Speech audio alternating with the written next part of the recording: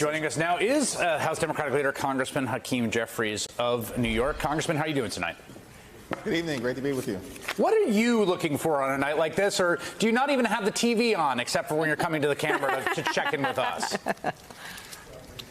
Well, certainly it's interesting to see that Donald Trump continues to march toward the Republican nomination. He is a clear and present danger to our democracy, to our way of life, to everyday Americans. And I think on a night like this, the stakes continue to be crystallized, that this is going to be a matchup in all likelihood between the former president and President Joe Biden. And I think that's a matchup, once it's completely crystallized, the American people will understand that we can either move the country forward under the leadership of Joe Biden or risk turning back the clock under Donald Trump in a very dangerous way. There was some reporting in the past week when Mitch McConnell announced that he'll be retiring as the Republican leader in the Senate, that he had told some people that it was the worst Congress he'd ever served in, which is saying something. Man's been in Congress a long time.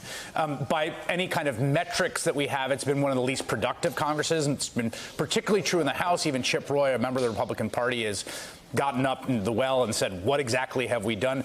Do you think the historically unproductive nature of this Congress has any political effect outside of what it does to governing? Do voters know about it, care about it? Can you see it being part of this campaign as it was in 1948 for Harry Truman? Yeah, I do think it'll be an important part of this campaign because you can establish a clear contrast. You have a do-nothing Republican Congress that has delivered no meaningful progress for the American people. Instead, it's been chaos and dysfunction and extremism. And that compares to the track record of accomplishment under the leadership of President Biden, a historic Congress in the previous 2 years prior to this Congress starting, where we got things done like clean water in every community, bringing domestic manufacturing jobs back home to the United States of America, lowering the high cost of life-saving prescription drugs, including taking the price of insulin to $35 a month for millions of Americans. It's an extraordinary track record of accomplishment. Now, we can contrast that with the do-nothing Republican Congress and also make clear that moving forward, President Biden has a vision for making life even better for the American people over the next 4 years. I want to ask you a question about your home state of New York and the congressional maps and delegation there. The fate of who controls the House this fall hinges probably on no state more than it does on New York, where five seats flipped. One just got flipped back with Tom Suozzi. There are a number of high-level targets. There's been rounds of endless litigation about congressional maps. Finally, after a complicated set of plot twists, the Democrats have drawn a new map. Critics of it say it is that basically they flinched, that it's nowhere near as aggressive as it should be, and that it risks essentially preserving a Republican majority. And I'm curious, as a New York Democrat, to get your response to that critique.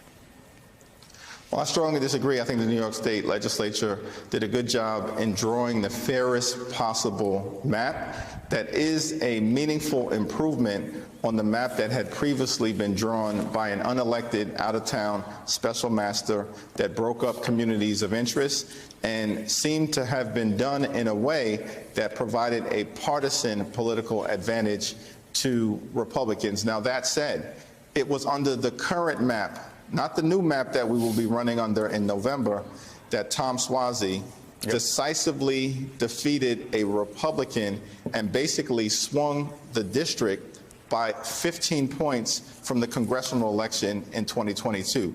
And of the 5 competitive districts that we have in New York, the Suozzi district was the toughest. And so I think we've got a lot of room moving forward. They'll all be close races. But in the 4 other super competitive races that we have, we've got a lot of room to get the job done. Final question for you on primary challenges.